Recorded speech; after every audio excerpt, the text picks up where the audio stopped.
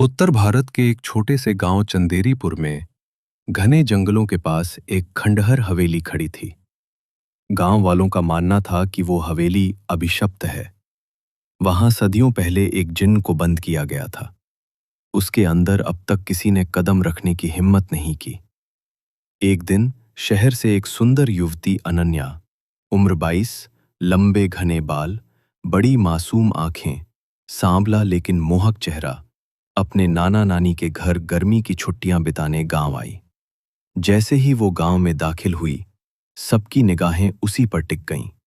लेकिन सिर्फ इंसानों की नहीं, हवेली के अंधेरे में छिपा एक और प्राणी भी उसकी तरफ खींचा चला आया।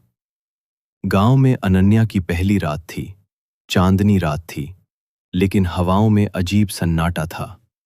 आधी रात को अचानक उसके कमरे की खिड़की तेज हवा से खुल गई। उसने देखा, सामने एक काली परछाई खड़ी थी। लंबा, डरावना, इंसानी आकृति जैसा, लेकिन उसकी आंखें आग की तरह जल रही थीं। कौन है?" अनन्या कांपती आवाज में बोली। कोई जवाब नहीं मिला, पर खिड़की अपने आप बंद हो गई। अगली सुबह अनन्या को कुछ याद नहीं था, लेकिन उसके तकिए पर राख के निशान थे। अगले कुछ दिन अनन्या को अजीब घटनाओं का सामना करना पड़ा। आईने में खुद की जगह किसी और की परछाई दिखती। रात को दरवाजे खुद ब खुद खुलते और बंद होते। वो सोते सोते चिल्ला उठती, "मुझे मत ले जाओ।" उसके नाना नानी घबरा गए और गांव के सबसे बुजुर्ग तांत्रिक बाबा गोरखनाथ को बुलाया। बाबा, झुर्रियों वाला चेहरा, गेरुए वस्त्र, माथे पर राख की रेखाएं, ने अनन्या की ओर देखा और फुसफुसाया, "ये लड़की चुनी गई है।" "किसने?" नानी ने कांपते हुए पूछा। "जिसे सदियों से हवेली में कैद किया गया, जिन्न ए आफरीत।" बाबा गोरखनाथ ने सबको एक पुरानी कथा सुनाई। सैकड़ों साल पहले एक राजा ने एक खूबसूरत परी से शादी की थी, लेकिन एक जिन्न उससे मोहब्बत करता था। जब परी राजा की हो गई, जिन्न ने गुस्से में पूरे राज्य को तबाह कर दिया। आखिरकार एक फकीर ने उसे एक हवेली में काले मंत्रों से कैद कर दिया। तब से वो जिन्न हर 100 साल में बाहर निकलता है और एक सुंदर आत्मा को अपने साथ ले जाता है।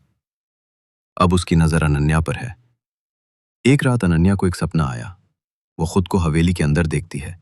चारों तरफ धुआं, दीवारों पर लहू के निशान, और सामने खड़ा वही जिन्न, करीब 7 फीट लंबा, गहरे भूरे रंग की त्वचा, लंबे नुकीले दांत, आग जैसी आंखें। आवाज गूंजती हुई बोला, "मैं तुझे ले जाऊंगा, तू मेरी है जन्मों से।" अनन्या चिल्लाकर उठ गई। उसकी आंखों से खून बह रहा था। डॉक्टर ने कुछ न कहा, पर तांत्रिक ने बोला, "वो अब सपनों में नहीं, हकीकत में आ रहा है।" बाबा गोरखनाथ ने कहा, "जैसे जैसे पूर्णिमा नजदीक आ रही है, जिन्न और शक्तिशाली होता जा रहा है। अगर उसे रोका नहीं गया तो अनन्या कभी वापस नहीं आएगी।" एक यज्ञ की तैयारी हुई, पर अनन्या उसी रात अचानक गायब हो गई। लोगों ने देखा, वो अकेली हवेली की तरफ जाते हुए दिखाई दी, जैसे किसी शक्ति ने उसे बुलाया हो। बाबा, नाना नानी और गांव वाले उस तरफ दौड़े, लेकिन हवेली के पास पहुंचते ही हवा तूफान में बदल गई। दरवाजे अपने आप बंद हो गए। अनन्या अब हवेली के अंदर थी। दीवारें सड़ी हुई, छत टपकती, चारों तरफ काली छायाएं घूम रही थीं। जिन्न सामने आया और बोला, "मैं तुझे जन्मों से ढूंढ रहा हूं। तू वही आत्मा है जिसने मुझे ठुकराया था। अब तुझे मेरा होना ही होगा।" अनन्या भागने लगी, लेकिन हर दरवाजा खुद ब खुद बंद होता गया। तभी बाबा गोरखनाथ ने बाहर से मंत्र पढ़ना शुरू किया। एक तेज चीख हवेली को हिला गई। जिन्न छटपटाने लगा। बाबा ने यज्ञ शुरू किया।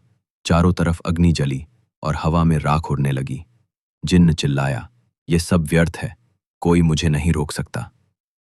अनन्या जिन्न के प्रभाव में बेहोश हो चुकी थी, लेकिन बाबा ने अंतिम मंत्र पढ़ा और एक ताबीज हवेली की दीवार पर फेंका। अचानक हवेली हिलने लगी। जिन्न ने अनन्या की तरफ दौड़कर हाथ बढ़ाया, लेकिन दीवारों से आग की लपटें निकली और उसे घसीट ले गईं। एक आखिरी चीख के साथ जिन्न गायब हो गया। दरवाजा खुला। अनन्या जमीन पर पड़ी थी, लेकिन जिंदा। अनन्या को बचा लिया गया, लेकिन वो अब भी रात में चुप रहती है।